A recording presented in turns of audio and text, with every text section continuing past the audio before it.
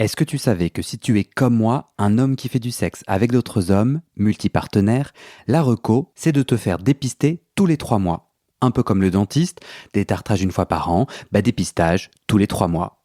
Et ça, même si tu n'as pas beaucoup de partenaires ou que tu fais pas des trucs super olé olé. Plus d'infos sur le site de mon partenaire, sexosafe.fr. Bisous. Salut, moi c'est Guillaume, je suis gay et j'ai été très longtemps sexuellement bloqué. Ce podcast, c'est comme un guide. Chaque épisode t'aide à sortir du non-dit, à entendre tes désirs et donne des conseils pratiques pour ta vie sexuelle ou amoureuse. J'essaie de vivre de ce podcast, alors si tu aimes mon contenu, fais un don. Tape bit.ly/comment devenir dans ton navigateur. Tu auras aussi mon Instagram pour voir ma petite tête et les infos pour venir à une rencontre entre auditeurs dans ta ville. À la toute fin de cet épisode, je t'en dis plus sur les coulisses du podcast et comment la communauté des auditeurs peut t'aider. Allez, place à ton épisode, bonne écoute. Alors, Lorenzo, partie 2. On a terminé la partie 1 sur la première fois où tu as fait un truc en cruising. Tu veux la raconter ? On est à Milan. L'alcool aidant, tu vas dans ce parc où jusqu'à présent, tu n'avais jamais ni compris les codes, ni osé faire quelque chose. Et là, tu te lances. Qu'est-ce qui s'est passé ? Et du coup, finalement, je comprends plus ou moins comment ça marche. Et finalement, je drague un mec. Alors du coup, comment ça marche ? Ça marche. Quoi les codes ? Ça marche que, en gros, c'est tout un truc des regards en fait, des regards et on se parle pas. Regards, bouger, c'est regarder, bouger, inviter avec les regards. Et c'est tout un body language, non ? Et de toute façon, je comprends que ces mecs étaient partants et du coup finalement on fait un truc contre un arbre, un truc comme ça, mais rien de éclatant, pas de pénétration ni rien. C'était plutôt un truc comme ça, sexe, une fellation. Il t'a sucé, tu l'as sucé ? Je sais pas, peut-être. Franchement, je me souviens pas. Mais je me souviens que c'était un truc. Certainement, on s'est embrassé. Pour moi, c'est très important Moi, j'adore embrasser. Et ça a été toujours comme ça. Et certainement, on s'est embrassé. Et bon, et après, on s'est parlé un peu. Et parce qu'en fait, dans les lieux de drague, on se parle pas trop en général. Au moins, pas avant du sexe. Et on s'est parlé un peu et je me souviens que je lui demandé son numéro parce que je me suis dit, en fait, là, c'est vraiment une opportunité de rencontrer quelqu'un. Et du coup, toi, mon intention, c'était vraiment l'intention de rencontrer quelqu'un. Et après, je me souviens, et ça, c'était genre début des années 90. Du coup, il n'y avait pas de mobile. Internet, c'était au début. Et du coup, la façon de communiquer, c'était vraiment de s'appeler dans des téléphones fixes. Et je me souviens que un jour après, en fait, il m'avait dit que genre 2 jours après, c'était son anniversaire, un truc comme ça. Et du coup, je l'appelais pour son anniversaire. Et je me suis dit, en fait, je vais chercher de connecter un peu avec lui. Et je me souviens que là aussi, j'avais énormément peur. C'était pas un truc très, comment dire, tranquille. Et surtout qu'en plus, vous vous appelez sur vos fixes, vous habitez chez vos parents. Oui, moi alors. Toi, t'habites chez tes parents, oui. Lui, il ressemblait un peu à quoi ? Il avait quel âge ? Il était plus âgé que moi. Mais bon, il était un mec plutôt moyenne, il avait rien d'éclatant, mais certainement il habitait pas chez ses parents. Du coup, c'est lui qui me donne mon téléphone. Évidemment, j'ai pas lui donné mon téléphone. Ouais, ton téléphone fixe, j'allais te demander de chez. Et en plus, je te donne un petit détail. Je suis sorti de chez mes parents et je suis allé l'appeler d'une cabine téléphonique parce qu'il y avait encore les cabines téléphoniques. Lui, il n'est pas là et il a son répondeur. Et du coup, je laisse un message. Et bon, et c'était comme ça, c'était tout. Et après, Je l'ai jamais rappelé. Lui, il pouvait pas me rappeler. Du coup, c'était la fin de cette petite relation. Mais non, en fait, je te raconte ça pour te dire qu'en fait, mon boost, c'était vraiment de rencontrer quelqu'un. Ouais. Pendant combien de temps t'as fait du cruising? Très longtemps, parce que... À la louche, 10 ans? Moi, je le faisais aussi quand je suis arrivé à Londres. La chose, c'est ça, que après, c'est devenu un peu une pratique récurrente que j'ai un peu intégrée dans ma vie, en fait. Mm-hmm. Et c'est ça que, pour moi, c'était finalement... j'ai découvert pas mal de ma sexualité par ça.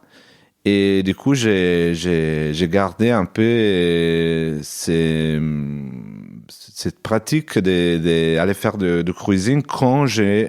et ça, c'est plutôt un petit problème personnel, si on veut l'appeler comme ça. Mais quand j'ai envie d'amour et de chaleur humaine, et pendant plusieurs années, souvent, j'ai la réaction d'aller les chercher dans des lieux de cruising. Que c'est déjà un truc pas linéaire, parce qu'évidemment, dans les lieux de cruising, tu ne trouves pas l'amour. Et en plus, moi, en fait, après Milan, je suis parti à Rome. Et à Rome, je me souviens que j'allais pas mal dans des lieux de cruising. D'ailleurs, des lieux de cruising à Rome étaient des lieux d'une beauté vraiment... c'était des parcs. Il y avait un lieu que c'était une petite colline, qui est un lieu historique, Monte Caprino. Ouais, j'allais dire, franchement, si tu as des bonnes adresses, partage. Monte Caprino, qui est derrière, d'ailleurs, la mairie de Rome, juste derrière. Et c'est une colline, je ne sais pas si c'est encore, si ça fonctionne encore, mais c'est une petite colline que la nuit, en fait, tu marches dans...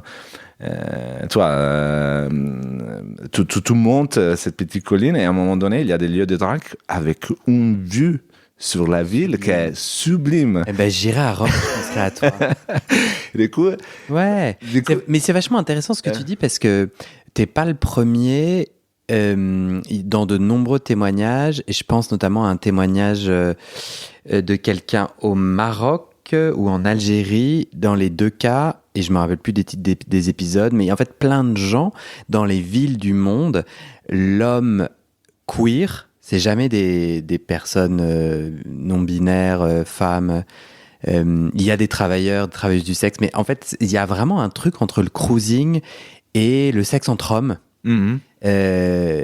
avec en plein cœur de tout le monde, même si c'est interdit, même si c'est illégal, même dans des pays où c'est illégal, etc., même dans des sociétés où c'est mal vu, dans les années 80-90, etc., en fait, ça existe, et le sexe entre hommes a lieu en bas de la mairie, devant l'église, en bas des immeubles, tous ces gens qui, tu vois ce que et je trouve qu'il y a un truc, et dans l'épisode précédent, je te disais, ah ouais, non, moi, le cruising, c'est pas pour moi, j'ai pas envie d'être juste une bite et tout. J'ai envie d'être un peu plus précis. J'ai peur de cette culture-là, mais à la fois, de plus en plus, je me dis, mais j'ai pas à me forcer, hein, mais j'ai quand même un peu envie d'aller à cette rencontre. Il y a un truc qui m'attire et qui m'intéresse. Moi, dans ma petite expérience, j'ai pas du tout trouvé que c'était violent. C'est pas vrai que je peux pas juste être une bite. Moi, j'ai besoin de sentir qu'on a une connexion, une attirance. J'ai besoin de me sentir spécial. Donc, en fait, si tu m'as jamais vu et que tu empoignes ma bite, c'est non, parce que...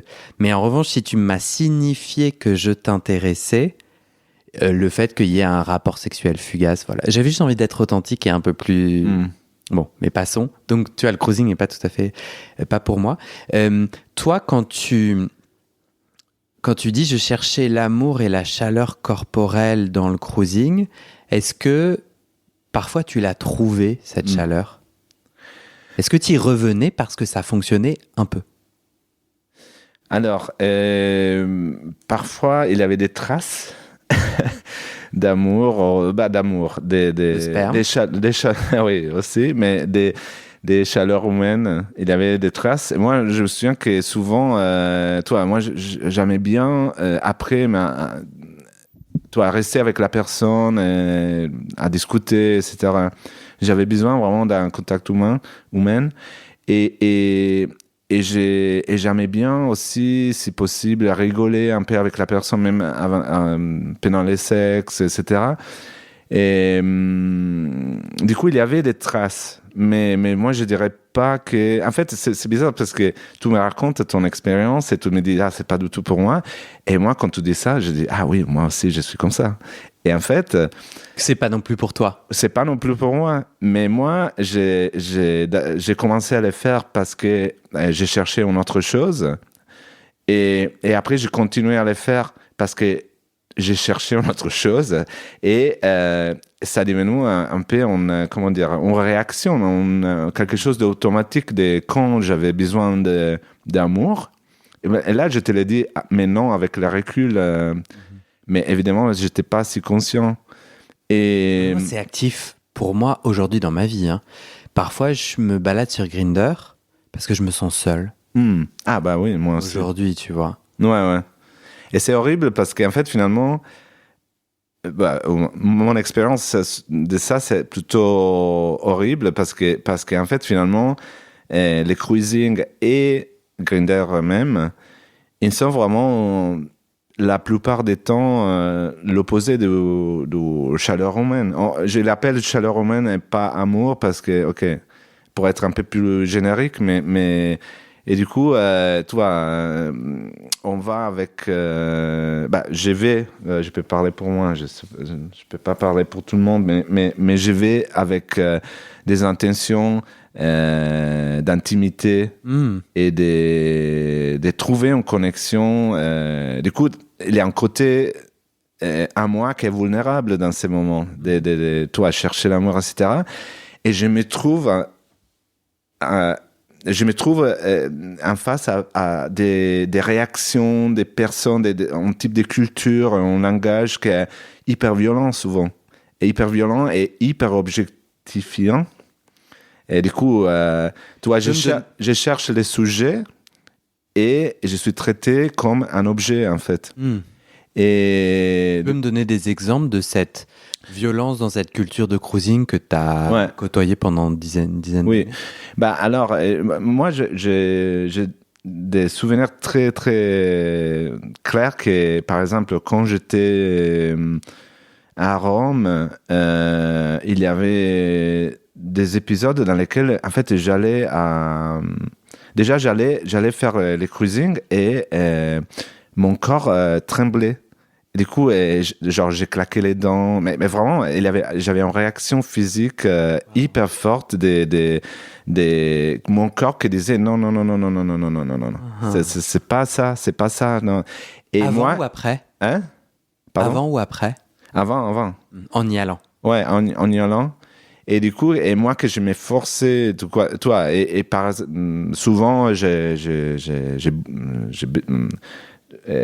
comment dire, j'étais un peu bourré, du coup j'arrivais grâce à l'alcool à des pétards ou des trucs comme ça à me détendre un peu, mais quand même j'avais des réactions physiques hyper fortes et du coup là j'ai encore une fois avec le recul je vois un peu la violence qu'en fait j'étais en train de faire sur moi-même pour me pousser à aller.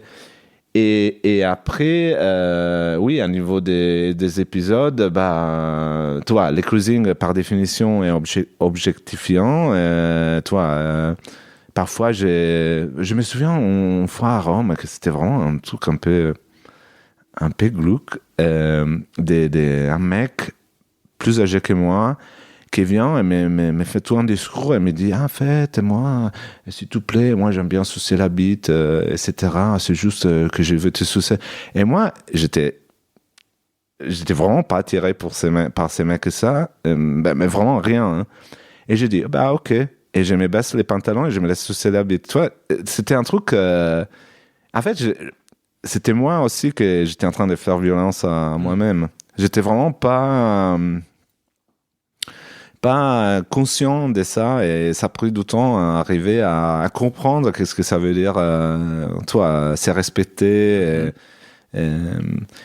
Et à niveau Grindr, bah, là, c'est vraiment, toi, c'est en général, toi, même si là, dans ces périodes, j'utilise pas trop Grindr parce que ça m'a vraiment saoulé, mais toi, tu ouvres Grindr, et ben, déjà, les langages et tout ça, c'est hyper objectifiant, que c'est bien, c'est pas, toi, je vais pas moraliser ça, mais c'est juste que si tu cherches un sujet, si tu cherches une personne, et tu cherches de connecter à une personne, c'est difficile que ça va passer là. Et de toute façon, si ça va passer là, tu dois aussi trier tellement de merdes, toi, des gens qui te traitent comme un objet, comme, toi, des communications hyper violentes aussi, des discriminations constantes, toi, des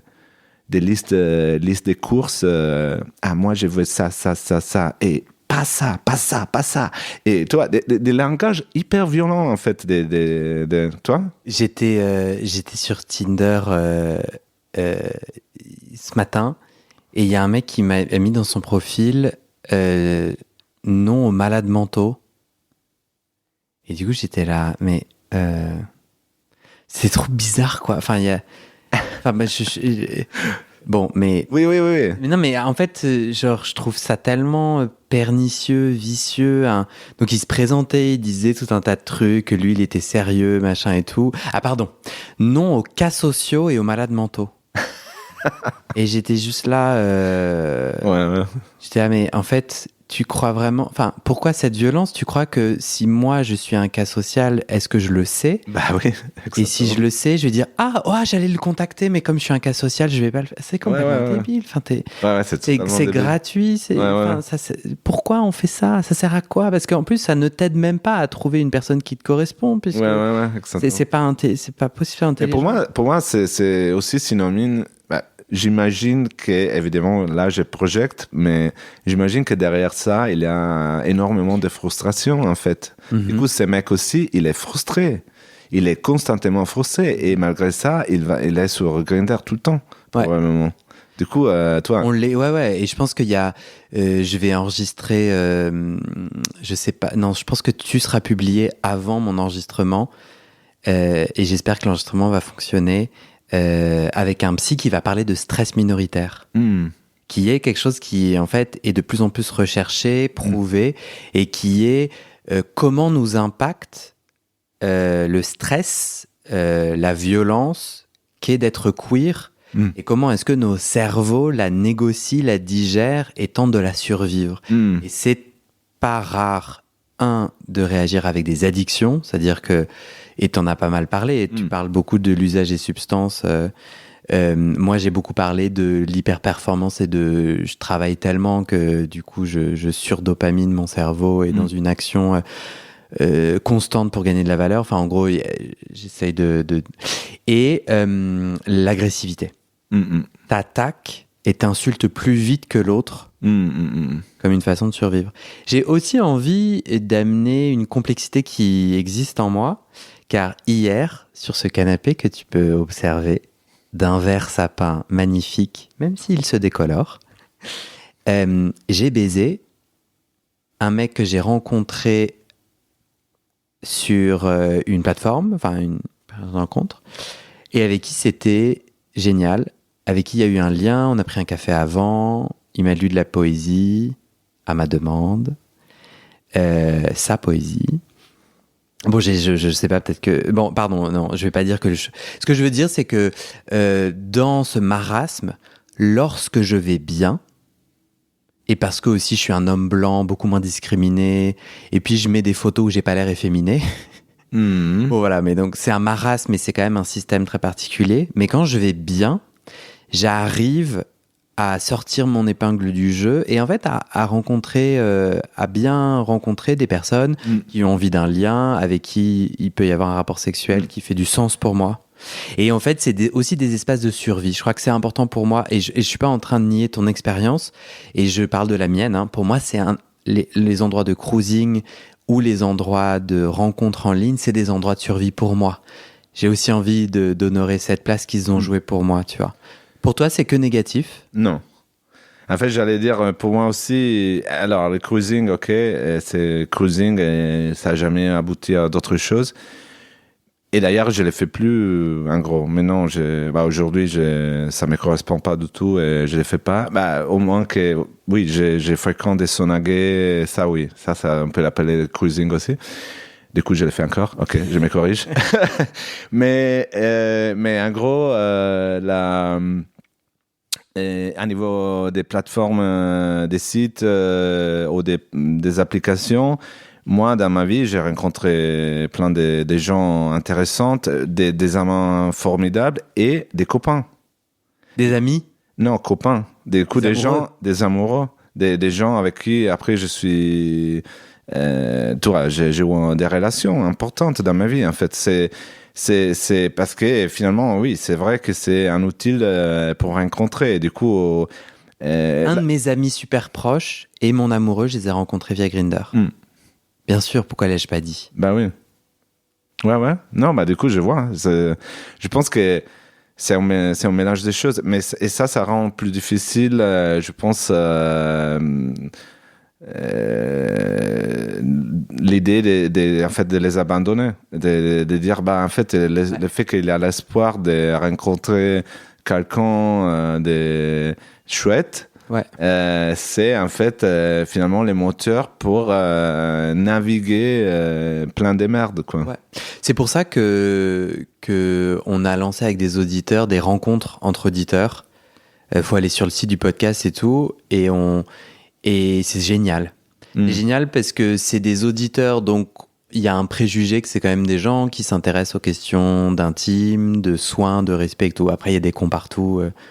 Moi inclus et tout, c'est pas une évidence, mais il y a quand même, je trouve, à chaque fois, c'est d'une bienveillance. Dans les rencontres que j'ai faites, c'est un peu des anti-Grindr, quoi. Et les gens sont des petits choux et tout, franchement. Faut que je les regarde, alors. Mais moi, grave. Je connais pas. mais viens. Ouais. Et il y en a un peu partout en Europe, tu vois, avec des auditeurs qui lèvent la main et qui co-organisent simplement. En gros, c'est rendez-vous jeudi 19h à ce bar-là et puis on verra comment ça se passe. Même si, tu vois, il y a un peu cette idée de briser la glace avec... tiens, il y a un auditeur qui, la dernière fois, avait amené un jeu de cartes où tu tires une carte et c'est des questions intimes. Et du coup, on s'est mis en petit groupe de 2 pour se poser des questions intimes. Et c'est en gros comme ça qu'on essaie de briser la glace. Et en fait, je crois que ce moment-là, pour moi, il m'est très important de se mettre avec des inconnus que tu choisis pas forcément et avec qui tu proposes de répondre à des questions intimes, chacun à son tour, et d'être dans l'écoute. Il y a quand même un soin, tu vois, un atterrissage qu'on retrouve pas sur Grindr, où en fait, t'es là, actif, passif, ce genre de violence, quoi, tu vois. Bah oui. Mais ouais, mais viens à la rencontre. Tu dis que tu continues le sauna. Comment, alors que tu ne fais plus de cruising où tu es très objectif, comment est-ce que te rendant compte que tu aimes pas être un objet, pourquoi le sauna garde une place dans ta vie sexuelle intime aujourd'hui? C'est une bonne question. Je sais pas trop. C'est pas forcément quelque chose de conscient. Et je vois que même quand je vais en sauna, les fois que je m'amuse plus, c'est quand j'ai une connexion avec quelqu'un. Du coup, j'ai juste, aller pour jouir de façon totalement anonyme. C'est pas trop mon truc. Mais quand j'ai l'impression de connecter avec quelqu'un, c'est vraiment quand je pars content de la sauna, même si après je revois pas la personne. Tu peux me décrire une fois où tu as connecté? Ça veut dire quoi pour toi, connecter? Par exemple, je me souviens une fois, c'était, on peut dire le nom des saunas, on fait la pub, mais c'était au Sun City à Paris, que c'est je pense que la plus grosse sauna de Paris. Et du coup, j'ai rencontré un mec dans la sauna, on commence à faire des choses, etc. Après, on s'est dit, c'était bien passé. On s'est dit, en fait, il fait très chaud, on sort ensemble, on va dans la jacuzzi, on reste là un peu, on papote, on fait des trucs, un peu exhibitionnistes aussi, etc. D'ailleurs, lui, il était assez exhibitionniste et ça me plaisait. Et après, on papote, etc. Et finalement, on bouge encore et on va à l'autre étage, on va dans une cabine, on laisse la porte ouverte, on baise. Et quand on est en train de baiser, il arrive un autre mec. Et du coup, il nous rejoint et c'est hyper sympa, très, très, très excitant. Et le sexe est magnifique. Et finalement, et après, on termine et l'autre mec part et je reste avec lui, on parle un peu, etc. Et finalement, on s'est dit au revoir. Et du coup, j'ai passé en gros la soirée avec ces mecs. Cet homme. Et dont t'as pas le numéro. T'as pas eu envie de lui demander le numéro. Non, en fait, si, il m'a donné le numéro. Et je lui ai envoyé un message après. Il m'a répondu, mais après, il habitait pas à Paris. Il habitait à Berlin, mais il venait souvent à Paris. Et on s'est échangé quelques messages, mais après, c'était fini. La distance, quoi. Oui. Est-ce que tu peux me décrire ce rapport sexuel magnifique? Et ça peut être celui du sauna ou plus généralement, tu vois, dans ta sexualité connectée, heureuse, et ça ressemble à quoi? Est-ce qu'il y a certaines pratiques qui reviennent? Non. Embrasser, tu m'as dit que c'était... Oui, embrasser, oui, certainement. Non, en fait, moi, c'est ça aussi que parfois j'ai un peu galère avec Grindr pour ça, parce qu'en fait, Grindr, tout le monde te demande d'être très, comment dire, schématique. Descriptif. Du coup, très, oui, descriptif, mais de façon Liste à puce. Hein? Liste à puce. Oui. Et alors que moi, je suis plutôt ouvert et parfois, j'adore... franchement, je suis plutôt fluide à niveau des... Pour moi, l'important, c'est vraiment de trouver de connecter avec les partenaires et de trouver une fluidité entre les deux. Et du coup, de voir que en fait, les deux, on est en train de prendre du plaisir et on sait comprendre. Après, à niveau comment tu sais quand ça marche, quand cette fluidité est là? Tu le sens. Donc, par exemple, tu sais, il y a des mecs qui sont mutiques. Ils ne sourient pas. Ils ne gémissent pas. Ouais. Et du coup, ils sont pas trop mon truc. Moi, j'ai besoin... Tu le sens pas. C'est que l'autre exprime. Ouais. Pour moi, c'est important de sentir que l'autre est en train de prendre plaisir. Et je les vois. Et évidemment, c'est important que je prends plaisir moi. Ah. Et pour moi, par exemple, c'est regarder pendant le sexe, c'est primordial. C'est regarder dans les yeux et avoir une connexion dans laquelle, pas forcément parler, mais oui, c'est possible, évidemment. Et du coup, checker que tout va bien de temps en temps. Mais en général, je les sens. Je les sens. Dès que je sens qu'il y a quelque chose qui ne va pas, c'est toujours parce qu'il y a quelque chose qui ne va pas. Franchement, j'ai appris à faire confiance à mes sentiments. Parce que normalement, moi, je pense que je suis une personne plutôt empathique. Et du coup, j'ai un ressenti fort s'il y a quelque chose dans l'autre qui ne va pas. Et évidemment, s'il y a quelque chose que je n'aime pas moi, évidemment, j'en suis conscient. Mais à niveau de pratique, toi, active, passive, pénétration, pas pénétration, SNM, sexe doux, franchement, je m'en fous. C'est-à-dire que toi, j'ai pris énormément de plaisir avec toute sa liste. Du coup, palette, ouais. Ouais, du coup, c'est vraiment quelque chose qui change beaucoup selon les personnes aussi. Ouais.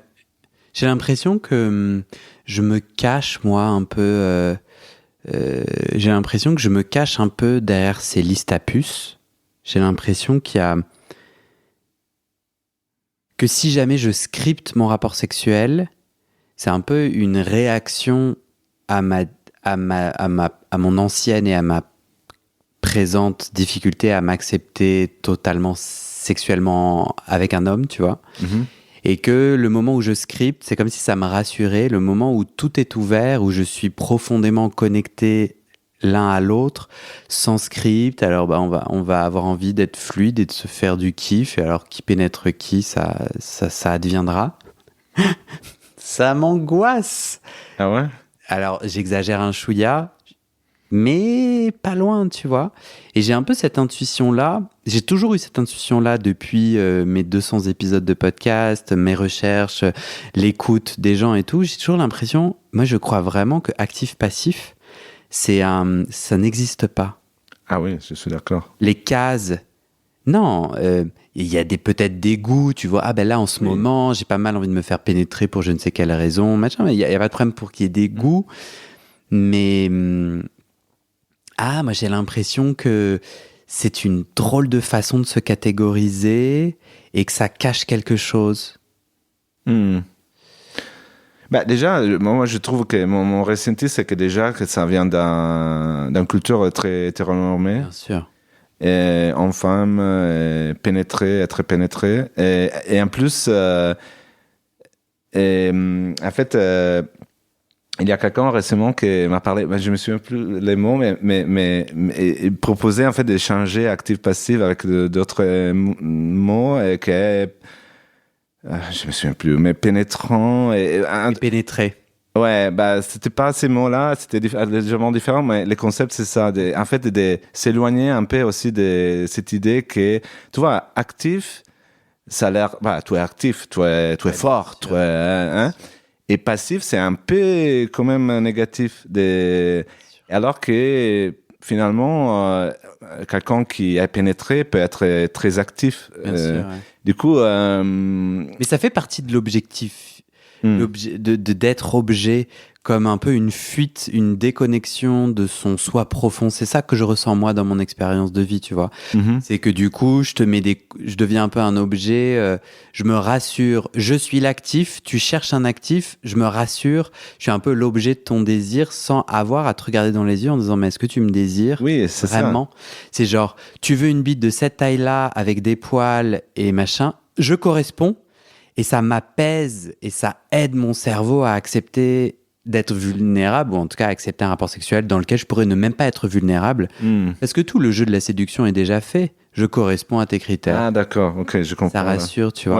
Ouais. Toi, justement, dans ce cruising où tu cherches de la chaleur humaine, de l'amour, ça ne se remplit pas, tu vois, ça remplit pas sa fonction.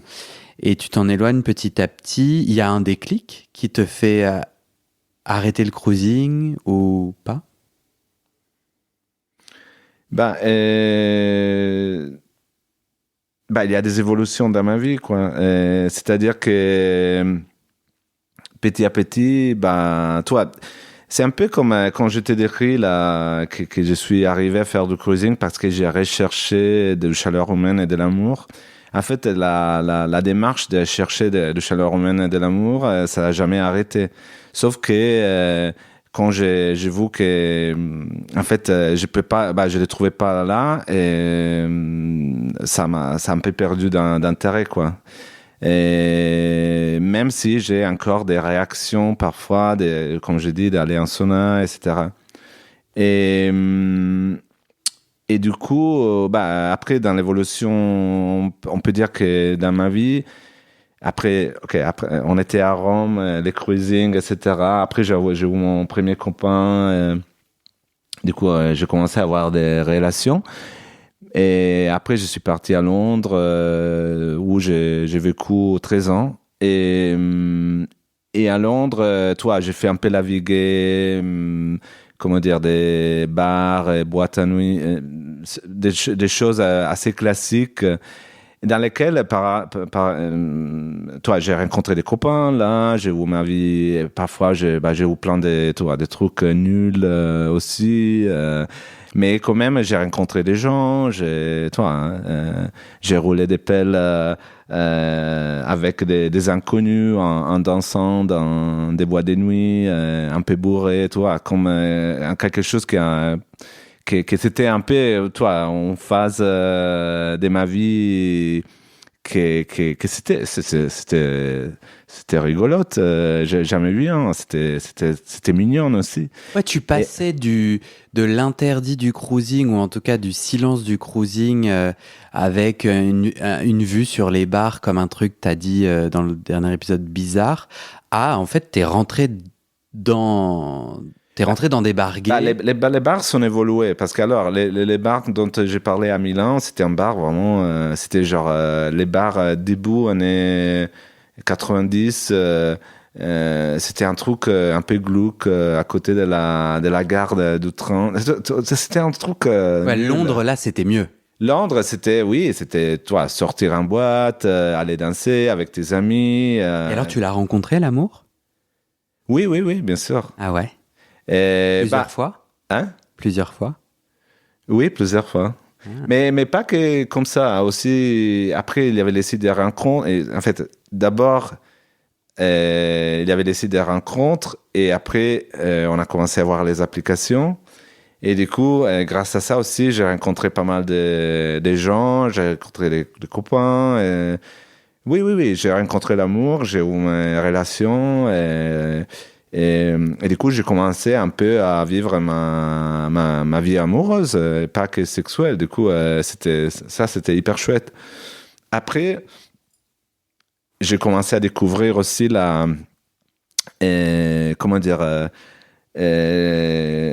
un désir, même si j'étais dans une relation amoureuse, d'avoir un désir d'aller chercher ailleurs.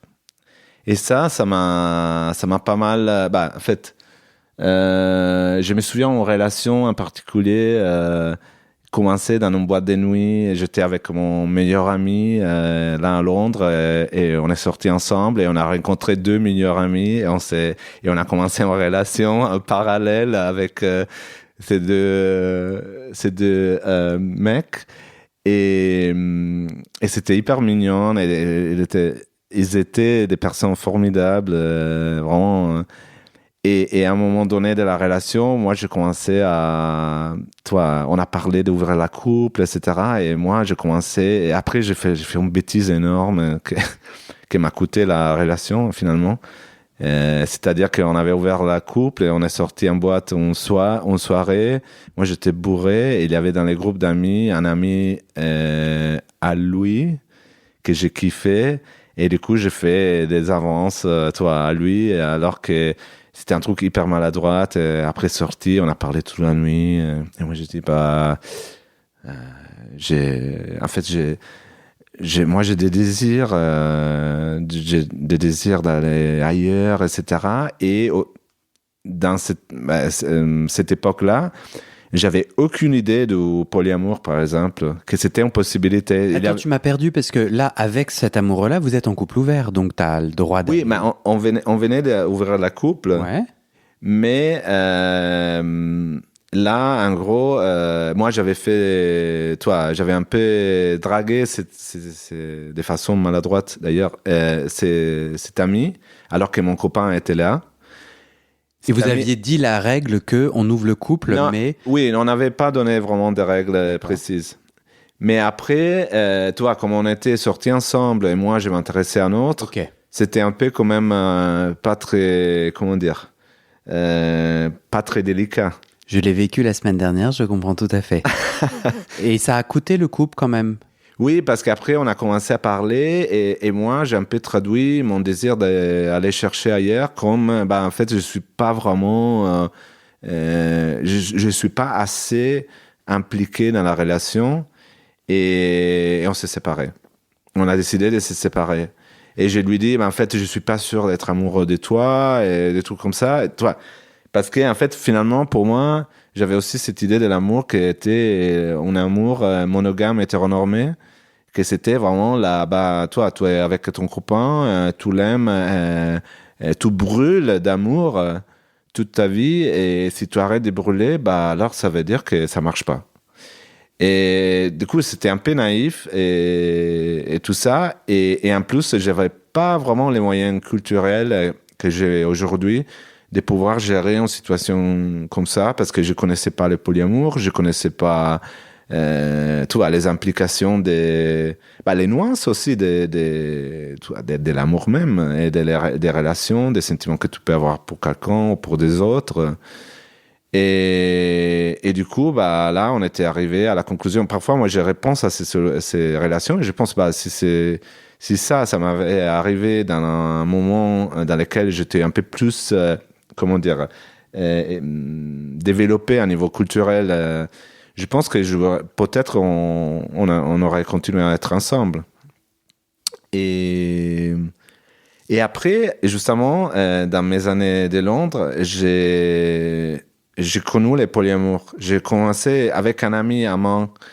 On a découvert, on était très intéressés, on a commencé à parler des polyamours. Je me souviens plus comment on est arrivé à parler de ça.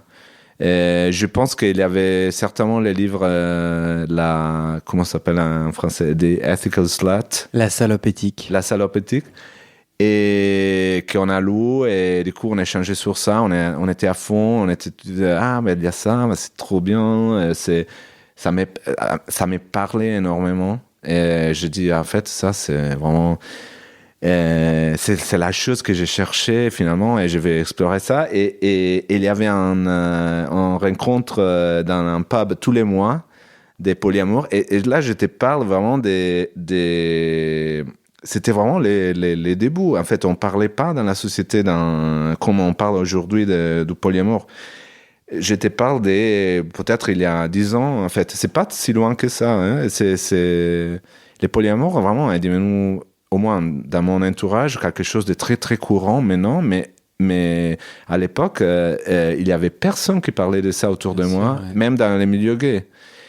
Et je me souviens avoir eu des conversations avec des potes qui, en fait, il avait des réactions hyper, même parfois, je me souviens d'un pote qui, d'ailleurs, qui évidemment était monogame, mais qui avait eu une réaction hyper violente. Tu vois, comme si j'ai parlé de quelque chose de quelque chose de, je sais pas quel mot utiliser, mais des choquants, quoi,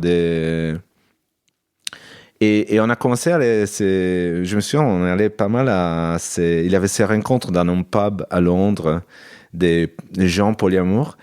Et du coup, on allait plusieurs fois, et c'était une rencontre juste pour échanger, en fait, pour parler de ton expérience, etc. C'était un truc hyper, en fait, juste culturel. C'était pas un truc de cul, ou de se draguer, ou rien de ça.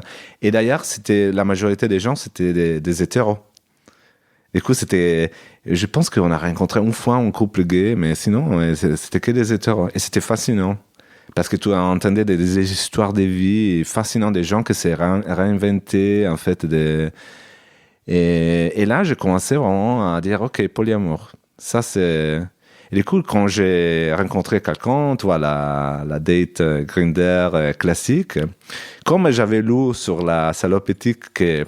En fait, il y a certaines étiquettes qu'il faut faire. Par exemple, il faut être clair avec la personne, à niveau éthique, non, il faut être clair avec la personne que tu es polyamour. Du coup, mettre la dans la condition qu'elle est en train de rentrer dans une dynamique polyamour et pas dans une dynamique monogame, exclusive. Du coup, que les attentes correspondent à la réalité. Et du coup, j'avais des dates Grindr, et je me souviens qu'il y avait une période que j'allais dans ces dates, et on allait se boire un café, genre comme ça. Et moi, à bout d'un moment, j'ai commencé à dire, moi, je suis polyamour, comme ça, comme ça. Et les gens paniquaient, quoi. parce qu'ils disaient, ce mec, qu'est-ce qu'il me raconte, en fait? Il est là on est en train de se séduire, se draguer, etc. Mais il est déjà en train de me dire, mais en fait, moi, tu es juste une des plusieurs personnes qui, tu vois. Du coup, c'était un peu comme ça. Et après, petit à petit, j'ai compris qu'en fait, il fallait pas faire comme ça exactement. Oui, c'est ça.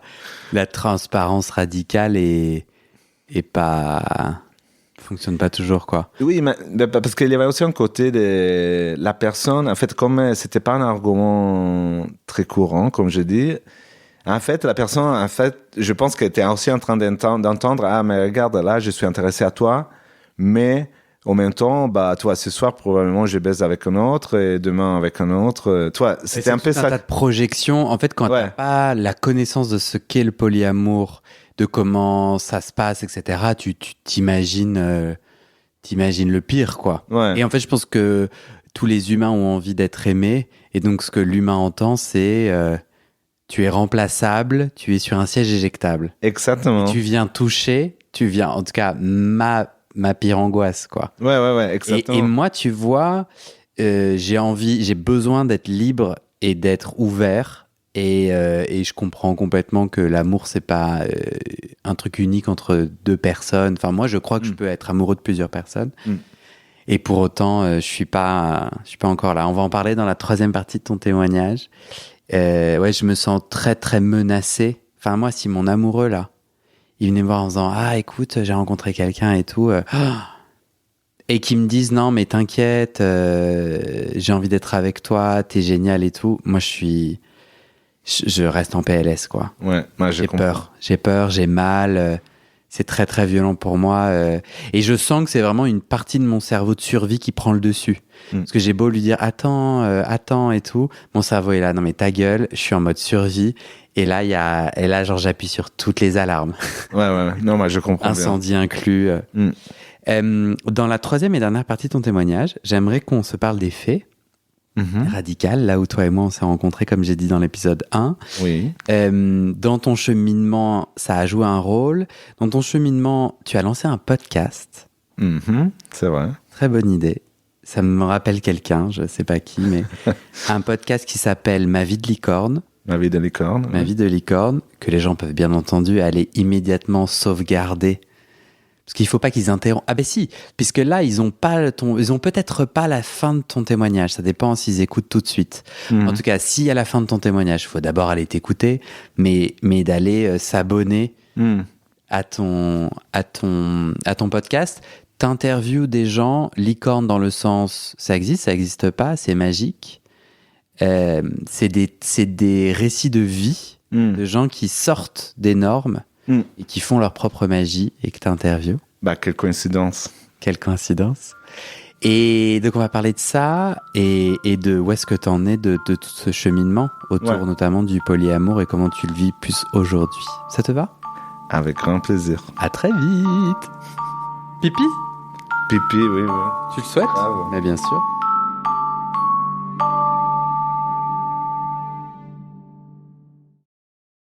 Et c'est la fin de cet épisode. Et maintenant, je te donne les dernières infos sur les coulisses du podcast et comment la communauté des auditeurs peut t'aider. Mais d'abord, on doit parler sous. Ce podcast, c'est mon boulot à temps plus que plein et j'ai pris 2 décisions. Première décision, je ne veux pas rendre le podcast payant. Je veux qu'il reste accessible. Deuxième décision, je ne veux pas non plus de sponsors commerciaux.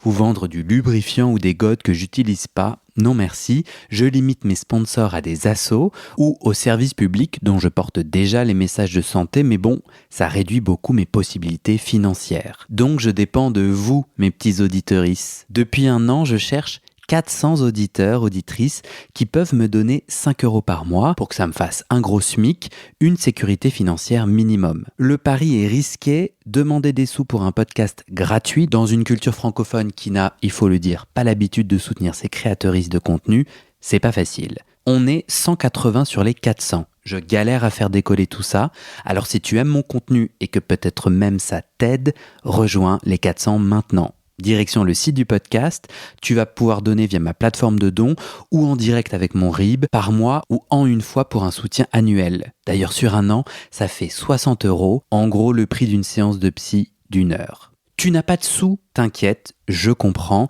alors clique tout de suite sur s'abonner dans ta plateforme d'écoute, active les notifications pour recevoir le titre de l'épisode dès sa publication et mets 5 étoiles et un commentaire sur la page du podcast sur Spotify et Apple Podcast. Ces petites actions, ça pousse l'algorithme à proposer le podcast à plus de gens et ça m'aide à trouver des témoignages et des donatrices. Bon, maintenant, faut que je te parle de ce qui se trame derrière le podcast avec notre belle communauté des auditeurs. Sur le site du podcast, tu trouveras notre annuaire collaboratif des soignants-soignantes gays ou queer-friendly. On se partage entre nous nos contacts des soignants avec lesquels on se sent safe, médecins généralistes, proctologues, psy, sexothérapeutes, etc. partout dans le monde. Tu trouveras aussi mes réseaux sociaux et ma communauté WhatsApp. Je te montre ma petite tête, je te raconte les coulisses du podcast, souvent je pose des questions pour des futurs épisodes, je demande de l'aide ou toi, tu peux aussi m'envoyer des messages, par exemple des messages d'amour pour me motiver, ça me fait très plaisir. Tu trouveras aussi sur ce site la communauté Discord du podcast, c'est là où les auditeurs peuvent parler entre eux, peuvent parler des épisodes, de culture et aussi de sexe et de leurs sujets intimes. Sur le site, c'est aussi là que tu trouveras les infos pour organiser ou rejoindre une rencontre entre auditeurs ou un enregistrement live du podcast. Pour découvrir tout ça, tu tapes dans ton navigateur bit, c'est bit.ly/comment devenir. Merci à toi et à très bientôt dans tes oreilles.